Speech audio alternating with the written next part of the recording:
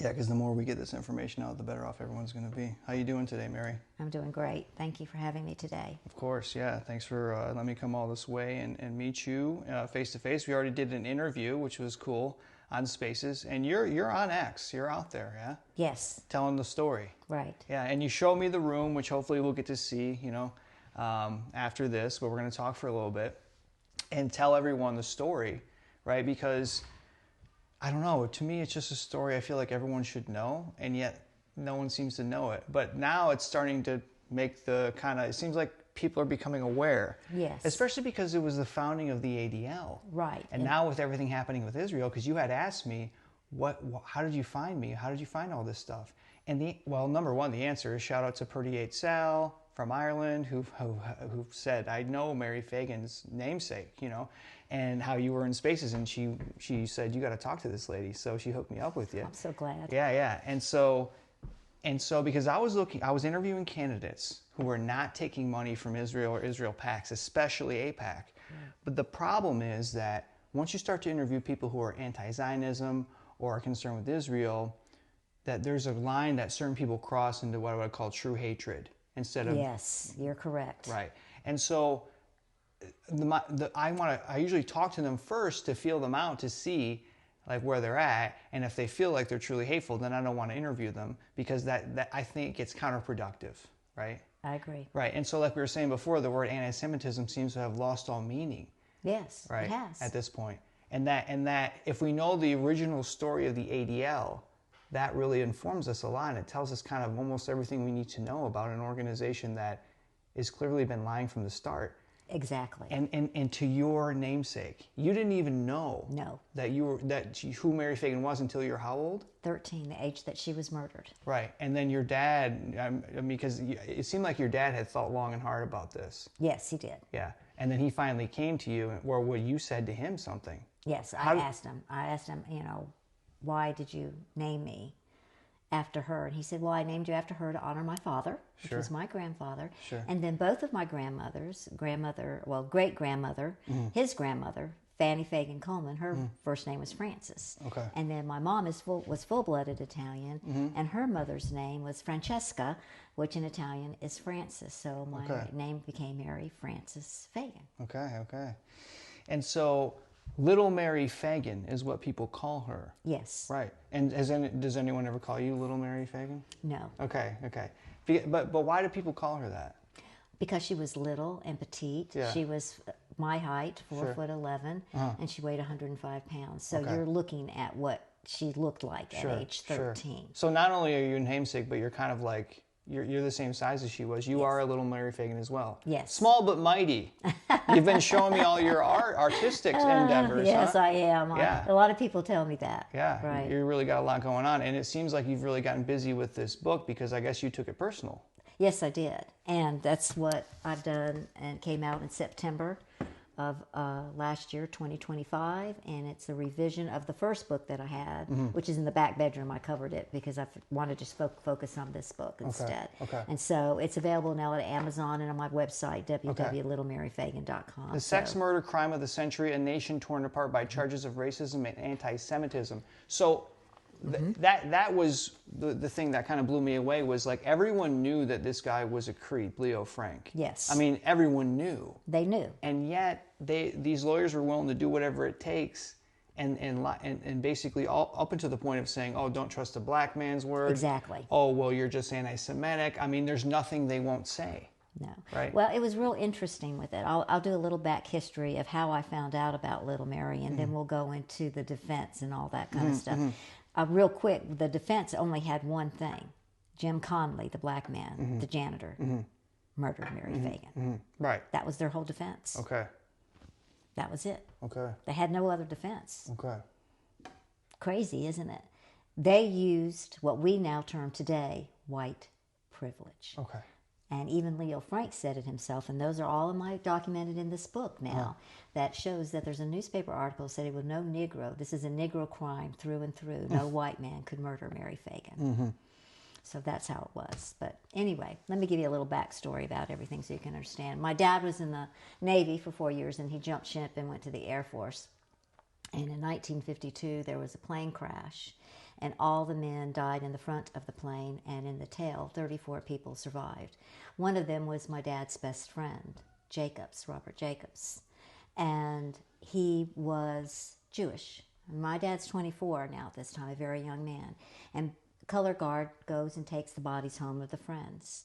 However, they assigned a person of the Jewish faith to take his body home. My dad was not happy. I get emotional about this one because it just shows you what kind of man my dad was and how he raised me. He went to the commanding officer and said, I want to be the color guard for Jacobs. A friend needs to take his body home. Everybody else here that was killed in this plane has a friend taking their bodies home to be with the family. I'm not Jewish. I'm a Southern boy. But I want to take his body home. And they honored my dad. And he went and took the body home. And for years, all my life, until they passed, they were grandmother Jacobs and grandfather Jacobs. Okay. They adopted my dad. Wow. And I think it's just a beautiful story about my father, about how he lived his life, and he was a good man, and he realized that Jacob's family needed the color guard as a friend. And I'm so proud of him for doing that. I never knew that story until many, many years ago. So your family's politically progressive. Yeah, in a way, I guess you would say. Yeah, to have him from Georgia, yeah. Yeah. You know, and you know, we talk about racism in the 50s and everything. And actually, my dad was the one that faced racism from the black population in the service, because everybody told him, Phagan's from Atlanta, Georgia, be careful. It was a stigma from being in the South, and especially from being in Atlanta, Georgia. So he faced the racism. And, you know, of course, eventually what happened, you know, he had friends, and some of them were black, and it just didn't matter to Dad. You were a person. You know, you got his respect for who you were and what you did and how you did things and how you acted and how you treated people. And that's the things that he taught me and my sister and my brothers. And I'm very grateful for that. Because I don't judge people by what they look like. You got to go beneath that and see who they really are. Yeah, I feel that there's a thing about conviction of morality in the South. There is. About doing the right thing, and often that means going against what everyone's saying. Well, and you know, everybody was against, you know, not against Daddy taking Jacob's body home, but they didn't think like my daddy did, you know. Right. Because my dad was hurt. You know, my dad was grieving the loss of his friend. And he grieved with the family, and I think that was the right thing to do. You know, and I have all the photos of the airplane crash in my room that you're here with me today. Right. If you all want to see them, you're more than welcome to. And I have pictures of my great grandparents with him and my dad, because they absolutely loved him. And so from then on, and my mother always called them Mom and Dad Jacobs. Sure. So I had 3 sets of grandparents. Is that not cool? Yeah, yeah. So other than actually being Jewish, you couldn't be less anti-Semitic, right? Or being raised less. Like, the point is, you're from the South. Military brats just aren't raised that way. I'm just telling you. I may be saying something wrong. I'm just saying, I may be saying something wrong, and some of the military brats are going to say, "What are you talking about?" But you know, I was raised to like everybody was a person. It wouldn't matter what you looked like. I mean, I can tell stories about. I'll tell you a story about me when I was 10. I had a best friend, and her name was Deborah, and I had several best friends, but she was one, and she had asked me if, and I asked my daddy if she could spend the night. You know, because my dad was always gone, so you know he didn't meet all my friends, and he said, well, sure, she can come over and she was black, and she was welcomed into our family, and she spent the night, and everything was hunky dory, and we had a great time and all that kind of thing. And then her family asked me to spend the night, and my dad was called in again. Some people had commented that she had an older brother that was 13, and they didn't think it was a good idea that I should spend the night. Guess who spent the night? Me. Daddy didn't know color. Okay. I don't know color. I don't know religion. I just know who you are as a person, and that's what I love about meeting new people, and that's how you can tell if people are good or bad. You know. So this sets the tone for going forward to understand who the man is that sat you down. Yes, and told me the story. But not only did he tell you, but he was more kind of like not telling you. He didn't tell me a lot. And he was letting you discover. Exactly. Because he wanted to know what you thought. Exactly. Yeah. He was smart, I thought. Yeah. That's what I tell everybody. So he married my mom, and then, of course, he had us all, and we were, our growing up years were in Japan and Hawaii, and then we came back to the mainland from Hawaii into Charleston, South Carolina, and I was 13 at the time. And I went to R.B. Stahl High School at Charleston Air Force Base, and I had a science teacher, Mr. Henry. And back in my day, the teachers would line you up, and they didn't even look at you, they just marked your names off, that kind of thing. And, I thought, okay, well, he's going to do the same thing. And so I go through, and I go, Mary Phagan. And he was quiet. And I'm thinking, okay, what's going on here? He's starting to look up at me. What am I supposed to do here? I'm rolling my eyes around like this. I'm like, oh, okay, I'm real confused.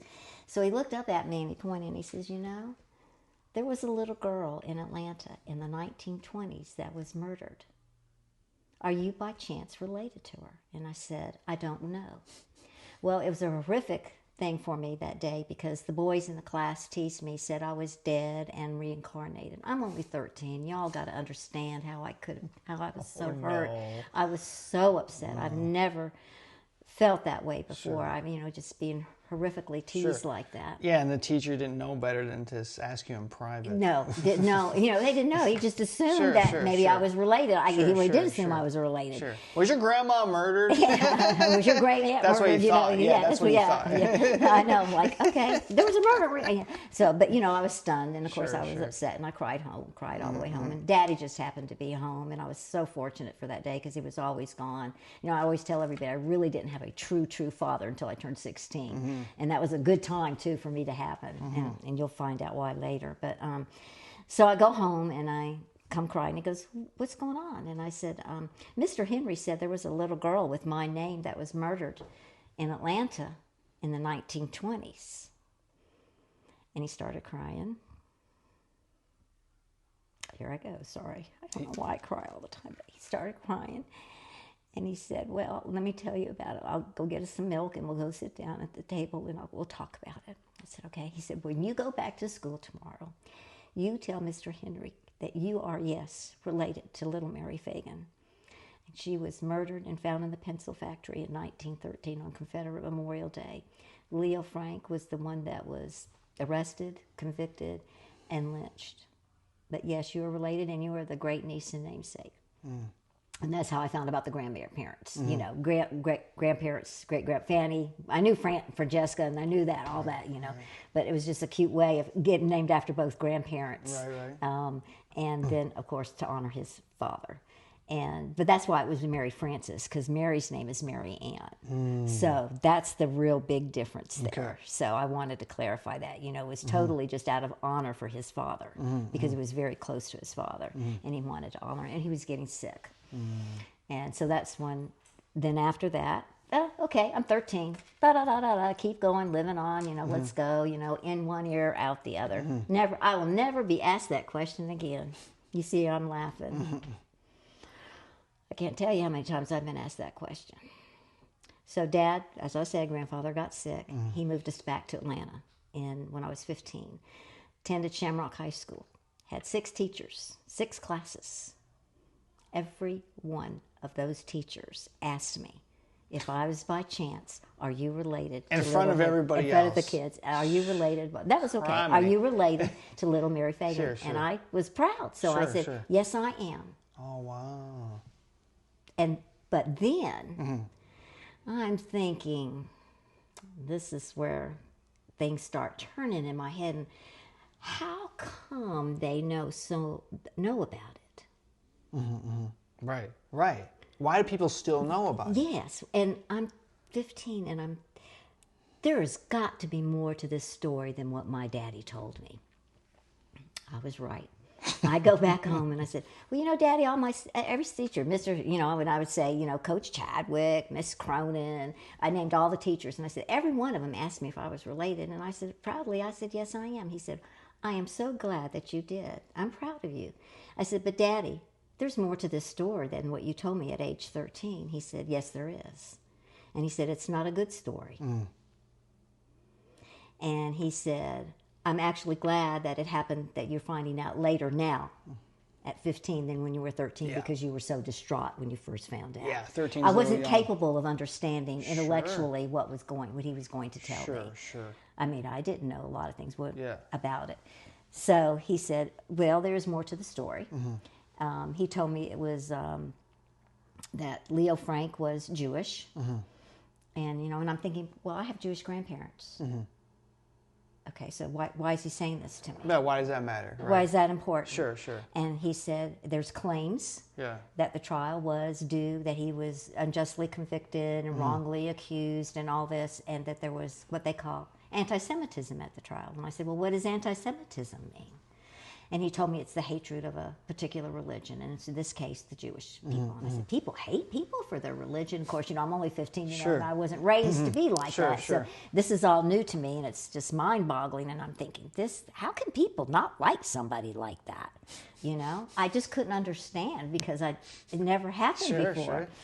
And so then he was telling me that what he wanted me to do was that he had a book. And I have that book in my room, and if we want to go get it, I can show that to you. I'm sorry. It's okay. It's called A Little Girl is Dead by Harry Golden. And it was published in 1965. I said, I want you to read this book, and then if you have questions, I want you we'll go and research. We've got the Georgia Archives here in the state. Well, Mom, I wasn't driving, so your mother can take you. We could drive you there, and we could also go to Georgia State. They have a collection of all the newspaper articles of the time that the trial and all that good stuff. And I said, okay. So I read that book, and I was just like real confused. And I did have questions. I had lots of questions. I bet.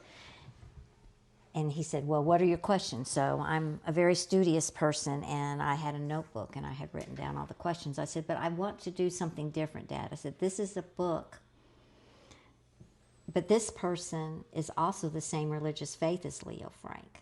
He's Jewish. He's already got a bias. My dad kind of looked at me like, good girl, good girl. Sure. And I said, it's an automatic assumption. Sure. And he said, that's what I want. Now let's go to the library. So we went every summer, 15, 16, and 17. And they had the mammogram machines. The mammogram, you had to look through them, and you had to roll through and everything. And the newspaper accounts from the Atlanta Journal, the Atlanta Georgia, and the Atlanta Constitution of 1913, from the time she was murdered, April 28th is when they started, to the end of the trial, August 25th. It wasn't the same as that book. It was totally different. And I couldn't understand. Why are they doing this? In the meantime, more books are starting to come out about the case that I find. My mom and I went to library sales, and we found books about it. And it's in my library in the room that we have. I have there all the original books that I read. And they were, again, what I discovered, most of the historians that we quote today, or that the ADL quotes, or Wikipedia, and all these people, they're all the same religious faith as Leo Frank. They already have a bias. And one thing that concerned me is my dad told me that when Leonard Dennerstein wrote his book in 1965, along with Harry Golden, they all came to Atlanta. When they left town, the original trial transcript left with them, and it's never been seen since. There is no trial transcript. Go figure. No. There's what you call a brief of evidence. I do have it in my room in the trunk if you wanted to look at it and show you. It's just a history of there are no questions. You know where you have to go and get the questions? You have to go to the original newspaper articles. Yeah. That tells you the entire trial. Okay. So it's not, and that's the thing that got me about this was like, it seemed to me that there wasn't anyone who ever researched this nearly, and not even close to what you've done. No. Not even close. No. Right? Maybe Steve Oney, I would agree with Steve Oney in 2003. Sure. He helped the Phagan family, as a matter of fact. Okay. So, and we can talk about him later. Sure. But anyway, yeah. He's about the only one. Everyone else is of the same religious faith as, and I'm sorry, but that's a bias. Did he have so he had a personal interest in the story? Yeah, he's considered the ADL's expert, the Anti-Defamation League of B'nai B'rith, the expert. His wife is Jewish, though, I will tell you that. Okay.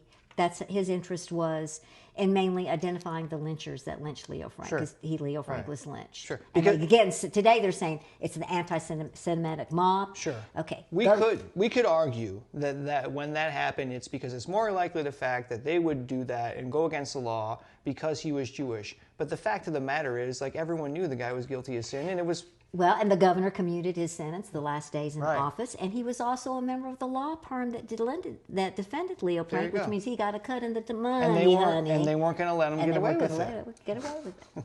And so and if you go downtown Marietta, all the streets named downtown, all the wealthy people in Marietta, they were part of the group. And I noticed you're wearing purple Nail polish. and I didn't know that there was a lavender theme going on. And it's Yeah. kind of funny because we're purple people, so... I know. I think that's cute. Yeah, what is going on with it? So she was wearing a lavender dress. Her aunt Lizzie made her day for a Confederate Memorial Day. To go back in history, her grandfather, her grandfather's stepfather, was a Confederate soldier that was killed in the 7 battles in Virginia. So she was going to honor her grandfather's, to the parade to honor her grandfather because he was a Confederate soldier that died. And I think that is so sweet. And so her Aunt Lizzie made her a lavender outfit, brand new. I mean, this is a person that they portray that has no shoes walking in a movie, dirt poor and all that, and that wasn't true at all. It was a beautiful outfit. She had her little parasol. She had a German silver bag. Come on, they were expensive back in those days, a little purse thing. And she had that on, and she had shoes on, and she had big bows in her hair. She had long hair. Well, you can see the bows in her hair right here. That's the bows that she had. And I got her. AI did this. We put it into lavender to put her into lavender. I love This is taken from one of the original picture in the room that you will see, and then we put it in lavender. AI. It's a lovely photo. Thank you. I think so. It's really honor her. Yeah, it's very soft and very delicate. I love that. As she was. As she was. Very delicate. Yeah. Very feminine. So, and that's why she went. So she went to Confederate Memorial Day to honor that, and then they found her at 3:00 in the morning. So that was the bad thing. And so Daddy was telling me that the Newton night watchman Newt Lee found her body. Said he didn't do it. He was black. He'd only been there for a couple weeks, and Leo Frank. I think I want to tell this part now about Leo Frank. He was the one that was eventually convicted of her murder. What he did with Newt Lee, he actually gave detectives statements in which corroborated the fact that these 3 people could possibly be suspects before he was arrested. The ADL will never tell you this part. Never. He blamed 2 black men and 1 white man, and all 3 went to jail based on his statements. Wow. And then Leo Frank became, even the Pinkerton detectives that were hired by the National Pencil Company, Harry Scott, said that Leo Frank was the guilty party. Man, they were just pulling out all the stops. See, Pretty Sal is loving this. Yes, thank you again, Sal. I don't know if you noticed we mentioned you. Anyone else who wants to comment below and has questions for Mary Phagan, make sure to repost the broadcast. Again, thanks to Pretty Sal, at Pretty Sal. I saw your comment there. Thank you for listening. And yes, that's right, at Pretty Sal. Love this, she says. And yes, we're on X. We're with Mary Phagan. I came all the way to see her because I couldn't resist. And this is for our social sculpture work here on X. Shout out to Purple People.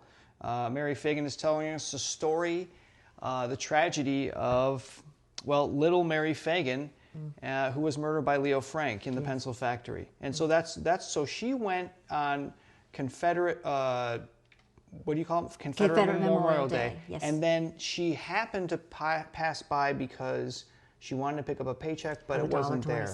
No, it was there. It was. Okay, it was there. What happened was, I'm just saying, all the books that I read, everything was just so miscongoggled. My mind just went crazy, and I know it sounds terrible, but so much information that just didn't agree with what I was discovering, and the historical evidence is being changed, and I'm like, what the heck is going on here? So it's hard to not take that personal when it's your own namesake. Yes, and I'm thinking, okay, so they were dirt poor, and I found all this stuff that her grandfather was one of the wealthiest people in Marietta. And so all this book tells everything, and it shows everything, that there have been lies over generations because they want the story to be so sad that this little girl means absolutely. All that was made up by the 1956 book, Night Fell on Georgia, by Charles and Louise Samuels, who ironically are the same religious faith as Leo Frank, again.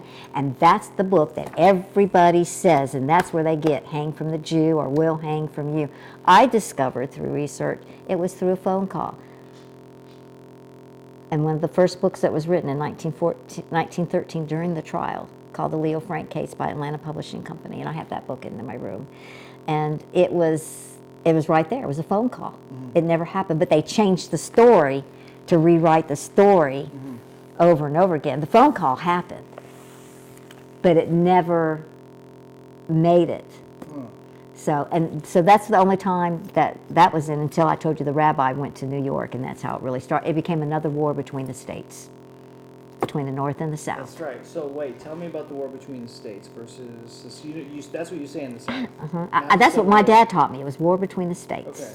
and not the Civil War. That's what it's really. It was just a war between the states. That's it was what Southerners say. That's what Southerners say. Okay. A lot of Southerners, yeah. Sure. War between the Yeah. states. The Southerners are really into the Civil War. Yeah, we still are. We still Yeah. have like Sons of Confederate Veterans and Yeah. things like that. Because my third great grandfather was a Confederate veteran. Okay. I mean, a Confederate that died, and his mama received a pension from the Confederacy. Really? I have all that documentation in my The stuff. Confederacy had pensions. I didn't know that. So we were talking about Alonzo Man. Yeah. So anyway, so the first pardon they did was denied. So that was good.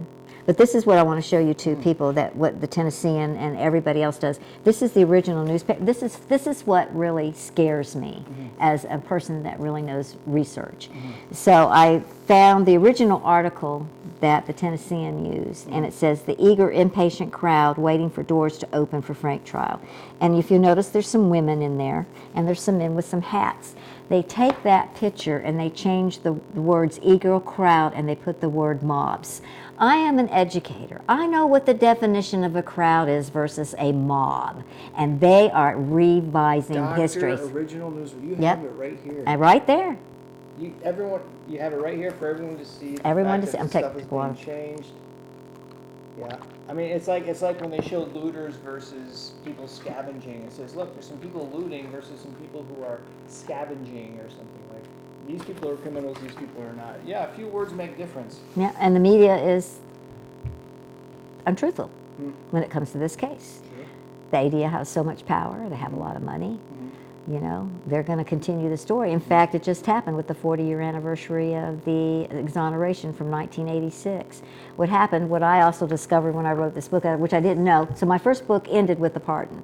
It was given to him, Leo Frank, without addressing his guilt or innocence, because the state didn't protect him while he was in prison. And of course, Steve Oney and I and a few other people discovered that, you know, it was a military operation. I mean, they had decoys. It was the first lynching done by automobiles, so they had to have mechanics on the cars. They had the layout of the prison. They walked in and they walked out with Leo Frank. And then there was a new building built later. So they planned it all They out. planned it all out. It was all, they had a list. Yes, it was all planned out. The lynching was. And then they lynched him because he murdered, he actually brutally raped Mary and murdered her.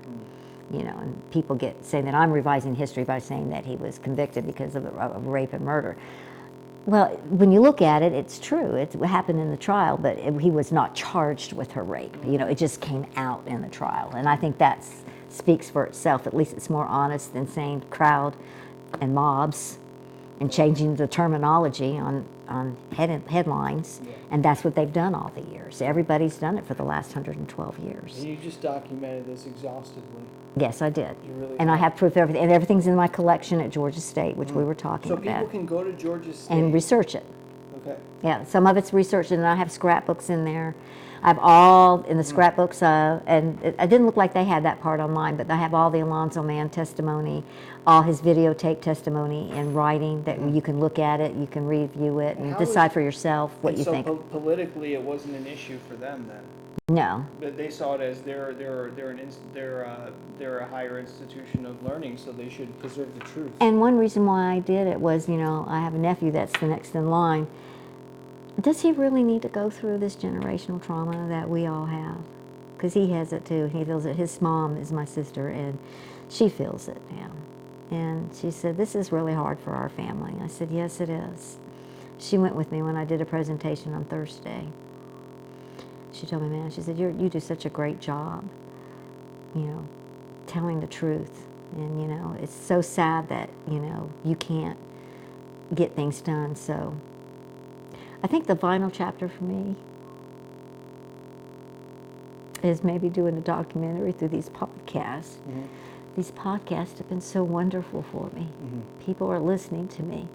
You know, there's like 100, almost 200,000 views just for my book. So if you all could help me with a documentary by buying my book, that all the money I make from the book is going to go for that.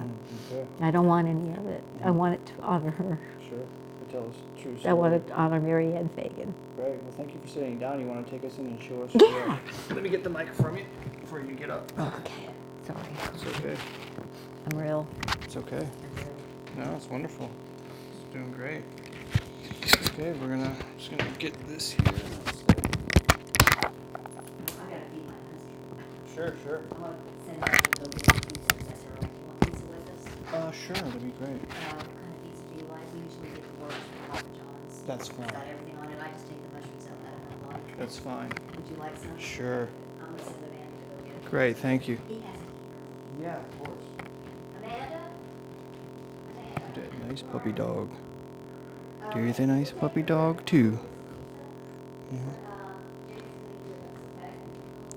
Yeah, so get us a large. Do you want anything else with the pizza? I've got Coca-Cola. That's fine. Everything. I'll just drink water or whatever we have. Sure.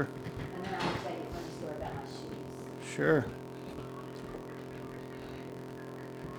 All right. They have cookies, they have round cookies. I don't have anything Uh-huh. sweet around here. They have, like brownies stuff Mhm. that I love. We'll just go and have some pizza. Okay. I just decided that's what we would do. Okay, so the brownies and the large pizza. It works. Okay? Okay, thank you. Here we are. All right, let's turn the light on, if you don't mind. And all this purple. I know, and I didn't know it. Isn't that funny? So much purple. Yeah, it is. And you're purple. I keep getting Bosco's take his medicine once a month. Okay, I'll do it. I put it in ham, I put it in a tree. Okay, I'll figure it out. So he hasn't taken it, huh? He's writing this on it. No. So this is my little corner Mm-hmm. that I keep all the Mary Phagan stuff. And somebody wrote me a letter and Mm-hmm. wanted me to autograph a book, and so that's got it on my trunk and everything. This is the original picture right before she was murdered. Go take It's a wonderful picture. Trying to get the glare out of So there. that was that was original painting that was done based on a photograph, and that photograph is at the Atlanta History Center. It's not with my collection because someone convinced me to give it to them to preserve it. I doubt if they preserved it. I probably should get it back and put it in my collection. This is my whole library account over here, but this is interesting. The Sons of Confederate in 2013, the 100th anniversary of her murder. They declared a Mary Phagan Day. And they did it on her birthday, That's June lovely. 1st, 2013. They Mary wanted all of Phagan her- Day in Georgia, Yes. May- Isn't that the sweetest May thing? 31st.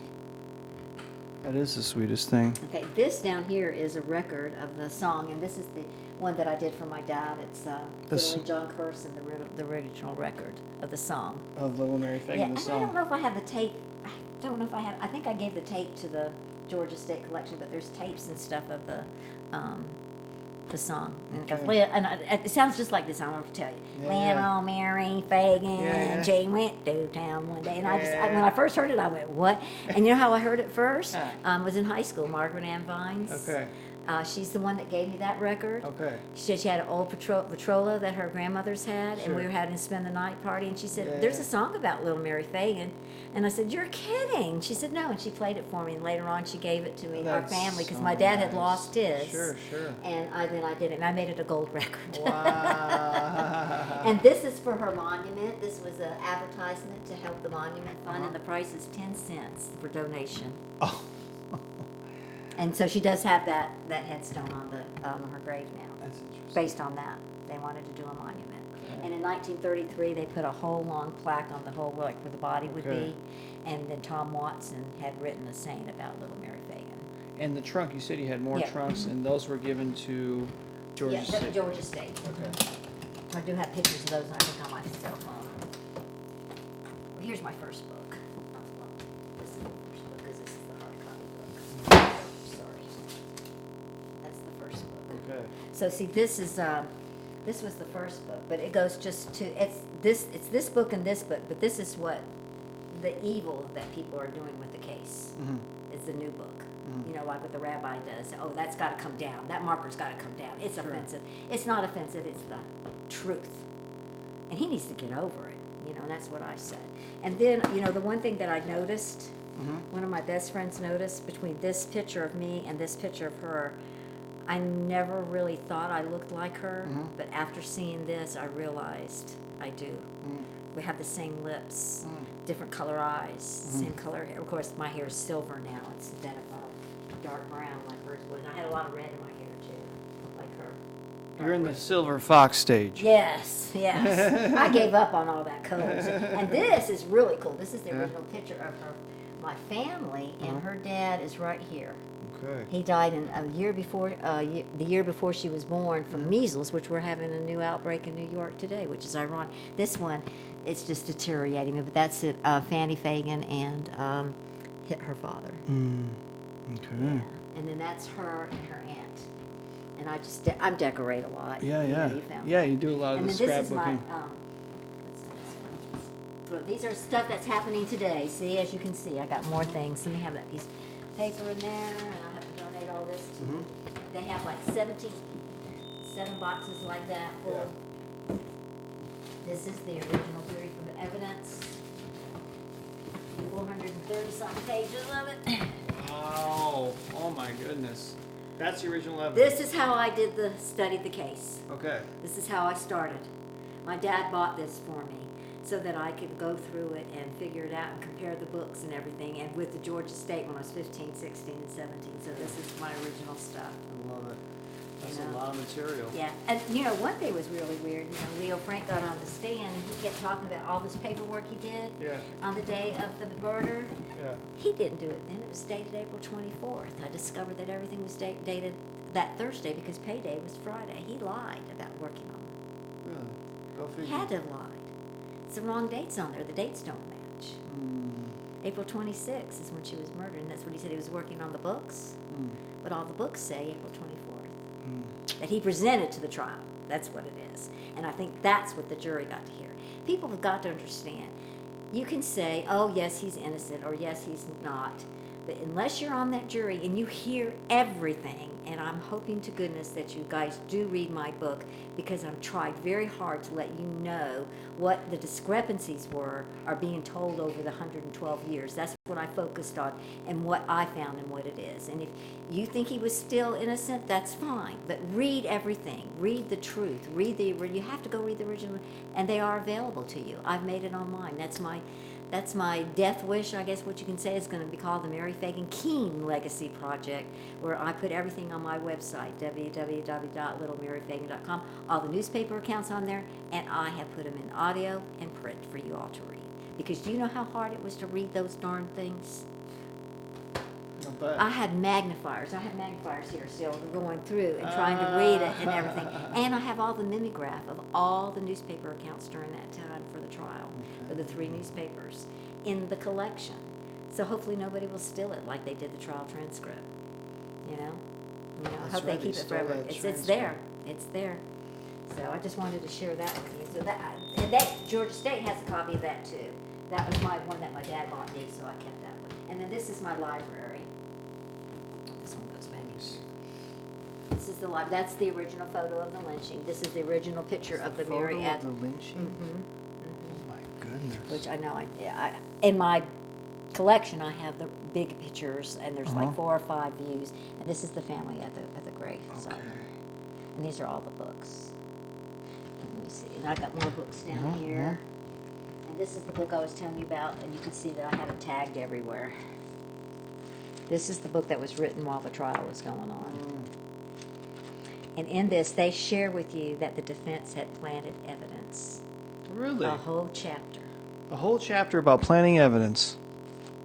Why would they have to do that if Leo Frank was innocent? Right to it again. Sorry. Kind of. 8, 10, 11. Chapter 13. Plants charged to Frank. Okay. They tell you exactly what they planted. They planted like her paycheck.